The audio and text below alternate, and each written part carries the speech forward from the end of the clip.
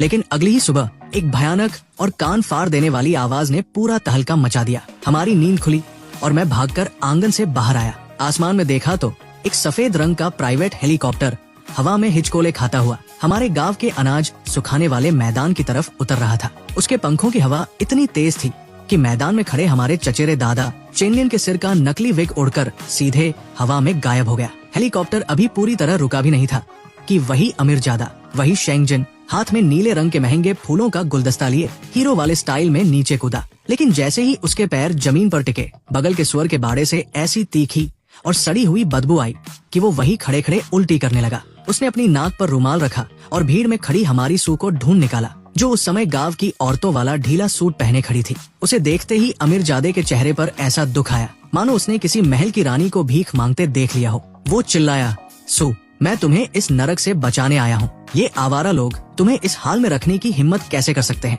ये भुक्कड़ और गंदा गांव तुम्हारे पैरों की धूल के बराबर भी नहीं है। ये बोलते ही उसने फिर से अपनी वही चेक बुक निकाल ली। इस बार उसने सीधे सामने खड़े हमारे गांव के सीधे साधे सरपंच साहब को टारगेट किया और बोला, ये लो पूरे 10 करोड़ रुपए, इस 2 कौड़ी के गांव को मुझे बेच दो। मैं यहाँ अपनी सू के लिए दुनिया का सबसे आलीशान रिसोर्ट बनाऊंगा। सरपंच साहब का तो पारा चढ़ गया। वो अपनी लाठी पटक कर भोजपुरी और हिंदी मिक्स करके चिल्लाए, अरे ओ बुड़बक, क्या बोल रहा है रे? पैसा के घमंड में हमारे पुरखों की जमीन खरीदेगा, हमारी कब्रें खोदेगा करे तो? गांव के लोग लाठियां और कुल्हाड़ी उठाने ही वाले थे कि अचानक सू एक कदम आगे बढ़ी और भाई उसने जो किया उसे देखकर तो मेरे पैरों तले जमीन ही खिसक गई। वो आगे आई और उसने बड़े प्यार से मेरी बाजू में अपना हाथ डाल दिया। वो पूरी तरह मुझ पर झुक गई और उस अमीरजादे की तरफ देखकर एक बहुत ही मीठी और कातिलाना मुस्कान के साथ बोली, आई एम सॉरी मिस्टर वेई, पर मुझे यहाँ का ये ठेठ देसी माहौल बहुत पसंद है और इस माहौल के साथ साथ मुझे ये एकदम देसी बंदा भी बेहद पसंद है।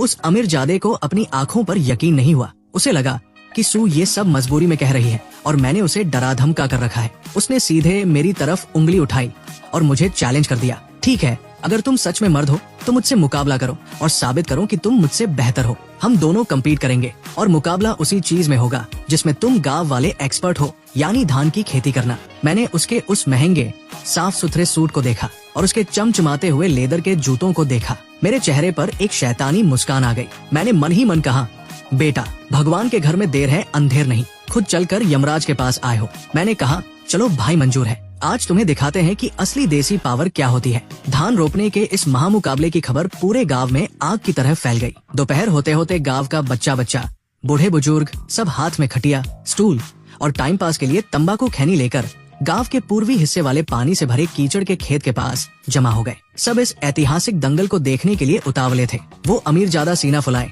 अपनी पूरी अकड़ के साथ खेत की मेड़ पर आकर खड़ा हो गया। उसने जैसे ही पानी और कीचड़ से भरे उस धान के खेत में अपना एक पैर रखा, भाई साहब, वो किसी मूली की तरह सीधा उस दलदल जैसी मिट्टी में धंस गया। उसका पैर ऐसा फंसा कि उससे पैर खींचते ही नहीं बन रहा था। ये नजारा देखकर मेड़ पर बैठे पूरे गांव के लोग पेट पकड़ पकड़ कर पागलों की तरह हंसने लगे। अब आई मेरी बारी। मैं तो ठहरा गांव का छोरा। मैंने बिना किसी नौटंकी के अपने नंगे पैर कीचड़ में डाले और एकदम मजे में, जैसे पानी पर तैर रहा हूँ, आगे बढ़ा। मेरा हाथ एकदम बिजली की तरह चलने लगा। शू शू शू, पलक झपकते ही मैंने एकदम सीधी लाइन में धान के पौधों की रोपाई कर दी। दूसरी तरफ वो अमीरजादा विंग उस कीचड़ में आधे घंटे तक हाथ पैर मारता रहा। जब वो बड़ी मुश्किल से तड़प कर बाहर निकला तो सिर से लेकर पैर तक पूरा कीचड़ में नहा चुका था। एकदम मिट्टी का पुतला लग रहा था। वो बेचारा अभी 2 कदम आगे बढ़ा ही था कि अचानक उसकी एक बहुत तेज चीख निकली, अरे बाप रे, मुझे किसी चीज ने काट लिया, बचाओ। उसने डर के मारे अपनी पैंट ऊपर उठाई तो देखा कि एक मोटी, काली और भद्दी सी जोंक उसकी टांग पर फेविकोल की तरह चिपकी हुई थी और मजे से उसका खून चूस रही थी। फिर क्या था भाई साहब, अमीरजादे की सारी रईसी हवा हो गई। वो अपनी इज्जत का फालूदा कराते हुए पूरे खेत में पागलों की तरह रोने चिल्लाने लगा। मेड़ पर खड़ी सू ये तमाशा देख रही थी। उसे इतनी तेज हंसी आई कि वो हंसते हंसते दोहरी हो गई। उसका पेट दुखने लगा और वो अपनी कमर पकड़कर बैठ गई। लेकिन वो अमीरजादा भी बड़ा ढीठ निकला। इतनी बेइज्जती के बाद भी उसने हार नहीं मानी। कीचड़ से बाहर निकलकर अपनी नाक पोंछते हुए बोला, मैं इस हार को नहीं मानता, चलो दूसरा राउंड होगा, हम करेंगे बत्तख पकड़ने का मुकाबला। उसने गांव के नुक्कड़ पर घूम रही उन सफेद बड़ी बत्तखों की तरफ उंगली उठाई जो एकदम टॉश में गर्दन उठाकर घूम रही थी। उसने बड़े घमंड में कहा, मैं इन बत्तखों को पकड़ कर दिखाऊंगा। उसकी ये बात सुनकर मुझे अपनी हंसी रोकना मुश्किल हो गया। अरे भाई, इस गांव में किसको नहीं पता कि हमारे चचेरे दादा की ये जो बत्तख हैं, ये गांव की असली बाहुबली है। इनके आगे तो गांव के शिकारी कुत्ते भी दुम दबाकर भागते हैं। और हुआ भी वही। जैसे ही वो अमीरजादा हाथ फैलाकर बत्तखों के सरदार की तरफ बढ़ा, उस बड़े वाले हंस ने अपनी लंबी गर्दन तानी, एक अजीब सी गुस्से वाली आवाज निकाली और अपनी पूरी पलटन के साथ उस पर धावा बोल दिया। इसके बाद जो मंजर था वो कसम से देखने लायक था। वो रईसजादा आगे आगे और बत्तखों की पूरी फौज उसके पीछे पीछे। वो गांव की गलियों में मम्मी मम्मी, पापा पापा चिल्लाते हुए भाग रहा था। उस बत्तखों के राजा ने एकदम सही निशाना लगाया और उसकी उस महंगी ब्रांडेड पैंट के पिछले हिस्से पर इतनी जोर जोर से चोंच मारी कि उसकी पैंट में 2-3 बड़े बड़े छेद हो गए। सू तो हंसते हंसते रोने लगी। उसकी आंखों में पानी आ गया। आखिर में जब मुझे लगा कि बेचारे की जान ही न निकल जाए तो मैं खुद आगे बढ़ा। मैंने लपक कर उस बत्तख के राजा की गर्दन पकड़ी और उसे हवा में उठा लिया। तब जाकर उस अमीरजादे की जान में जान आई, जिसके पीछे का हिस्सा पूरी तरह से खुल चुका था। वो बुरी तरह डरा हुआ, धूल और कीचड़ से सना हुआ वही बैठ गया और उसने रोते रोते अपनी हार मान ली। रात को गांव की बिजली गुल हो गई। पूरी लाइन में फॉल्ट आ गया था। अब गांव में न तो कोई टीवी चल रहा था और न ही फोन में नेटवर्क था। पूरा गांव एकदम घने अंधेरे और एक जादुई सन्नाटे में डूब गया। मैं और सू उठकर हमारे घर की कच्ची छत पर चले गए और मुंडेर पर बैठ गए। जब हमने ऊपर देखा तो आसमान में लाखों करोड़ों सितारे जगमगा रहे थे। ऐसा नजारा जो शहर की पॉल्यूशन वाली हवा में कभी देखने को नहीं मिलता। गर्मी की वो रात, हल्की हल्की ठंडी हवा जिसमें मिट्टी और हरी घास की सौंधी सी खुशबू घुली हुई थी, बदन को छू रही थी तो बड़ा सुकून मिल रहा था। तभी अचानक सू ने आसमान की तरफ देखते हुए बहुत ही गंभीर आवाज में पूछा, लिन क्यों? 5 साल पहले तुमने मुझसे झूठ क्यों बोला था? और वो पैसे लेने के बाद तुमने मुझे तुरंत ब्लॉक क्यों कर दिया था? मैं बिल्कुल चुप हो गया। ये एक ऐसा सवाल था जो पिछले 5 साल से एक कांटे की तरह मेरे दिल में चुभ रहा था। मैंने एक लंबी सांस ली और कहा, मैम, सच बात तो ये है कि उस समय मेरी माँ बहुत ज्यादा बीमार थी। उनका एक बड़ा ऑपरेशन होना था और हमें पैसों की सख्त जरूरत थी। मेरे पास कोई रास्ता नहीं था, इसलिए मैंने शॉर्टकट अपनाया और इंटरनेट पर झूठ बोलकर पैसे ऐंठने की सोची। लेकिन जैसे ही तुम्हारे वो $200 मेरे हाथ में आए, मुझे अंदर से इतनी शर्म महसूस हुई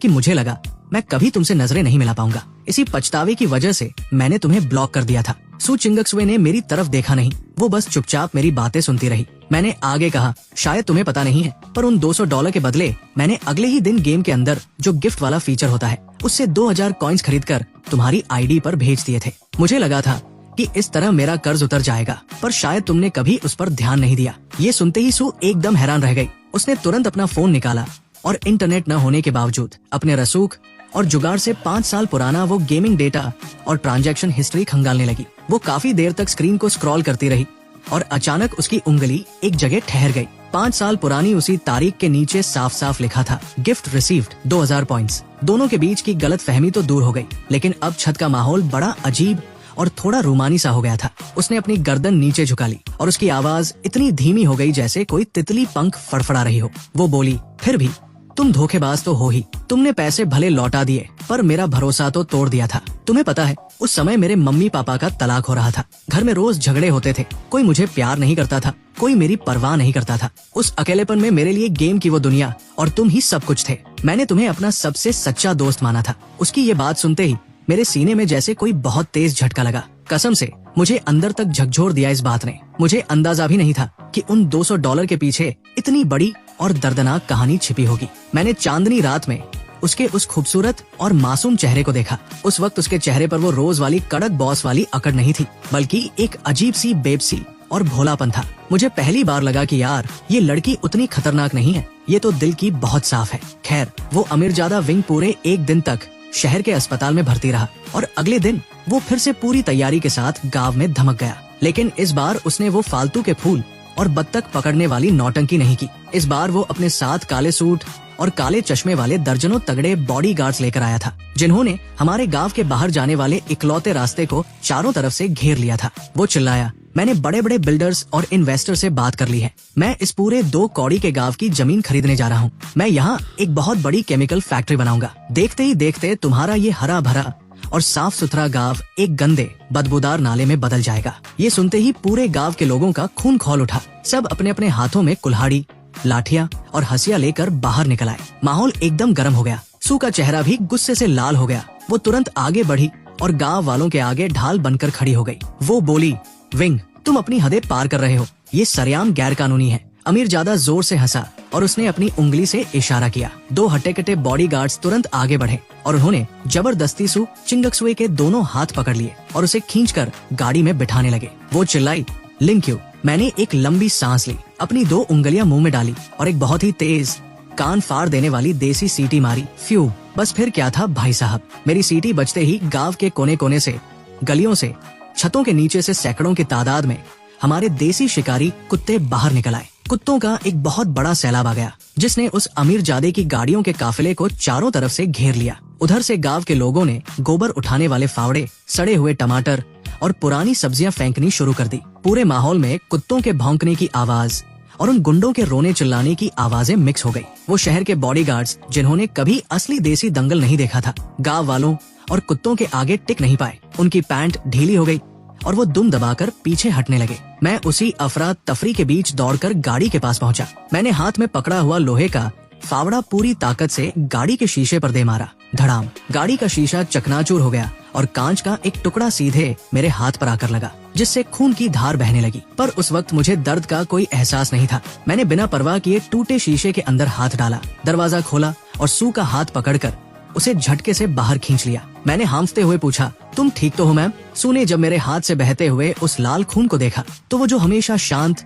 और कड़क रहती थी, उसकी आंखों में एक अजीब सा डर और फिक्र दिखाई दी। गांव वालों के गुस्से और कुत्तों के भौंकने के बीच वो अमीरजादा और उसके गुंडे जैसे तैसे रेंगते हुए अपनी गाड़ियों में बैठे और धूल उड़ाते हुए दुम दबाकर वहाँ से 9-2-11 हो गए। मैंने मुड़कर देखा, सू अभी भी मेरे पीछे खड़ी थी और मुझे ही घूर रही थी। उसकी आंखों में एक ऐसा एहसास था जिसे मैं चाहकर भी लफ्जों में बयां नहीं कर सकता। जब हम घर लौटे तो दादी ने जैसे ही मेरा वो लहूलुहान हाथ देखा, उनकी आंखों से आंसू टपकने लगे। सू तुरंत दौड़कर अंदर गई और गाड़ी से अपना फर्स्ट एड बॉक्स ले आई। वो बहुत ही ध्यान से फूंक मार मार कर मेरे जख्म को साफ करने लगी और उस पर पट्टी बांधने लगी। हालांकि वो ये काम पहली बार कर रही थी। उसके हाथ थोड़े कांप रहे थे पर उसका अंदाज बहुत ही नाजुक और प्यारा था। जब उसने जख्म पर डेटॉल लगाया तो कसम से नानी याद आ गई, पर अपनी साख बचाने के लिए मैं बिना उफ किए पत्थर बना रहा। दादी बगल में खड़ी होकर ये सब देख रही थी। उन्होंने मंद मंद मुस्कुराते हुए कहा, अरे वाह बिटिया, तू तो अपने पति का बिल्कुल एक संस्कारी पत्नी की तरह ख्याल रख रही है।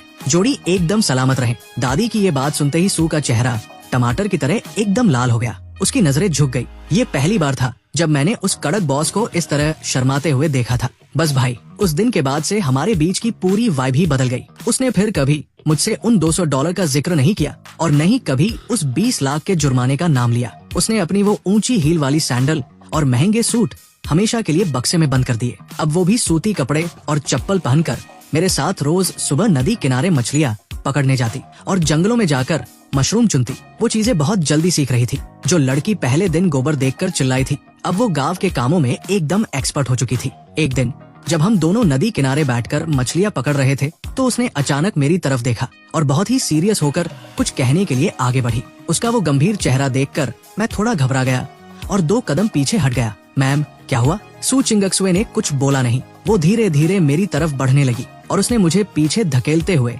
एक बड़े से पेड़ के तने से सटा दिया। उसने अपनी ठुड्डी थोड़ी ऊपर उठाई। उसकी आंखों में वही पुरानी रईस और कड़क बॉस वाली धमक वापस आ गई थी। मैं कुछ बोलने ही वाला था, मेरा मुंह खुला का खुला रह गया। तभी उसने अपनी जेब से एक कागज निकाला। ये वही कॉन्ट्रैक्ट पेपर था जिसमें 20 लाख के जुर्माने की बात लिखी थी और जिसे मैंने सोचा था कि वो अपनी तिजोरी में संभाल कर रखेगी। उसने मेरी आंखों के ठीक सामने उस कागज के 2 टुकड़े किए और उसे हवा में उड़ा दिया। मेरा दिल इतनी जोर से धड़कने लगा मानो अभी छाती चीर कर बाहर आ जाएगा। मुझे इस तरह हक्का बक्का देखकर उसके होठों पर एक बहुत ही शैतानी और प्यारी सी मुस्कान आ गई। वो थोड़ा और करीब आई, अपनी सांसें मेरे चेहरे पर छोड़ते हुए मेरे कान के पास झुकी और बिल्कुल धीमी आवाज में एक ऐसी बात कही जिसे सुनकर मेरे होश उड़ गए। खैर, आखिरकार उसकी वो सजा पूरी हुई और वो मुझे वापस अपनी कैद में लेकर शहर यानी एसिटी लौट आई। लेकिन जब मैं वापस ऑफिस पहुंचा तो पूरा नजारा ही बदल चुका था। ऑफिस के जितने भी कलीग्स थे जो पहले मुझे तरस और हमदर्दी की निगाहों से देखते थे, अब उनकी आंखें फटी की फटी रह गई।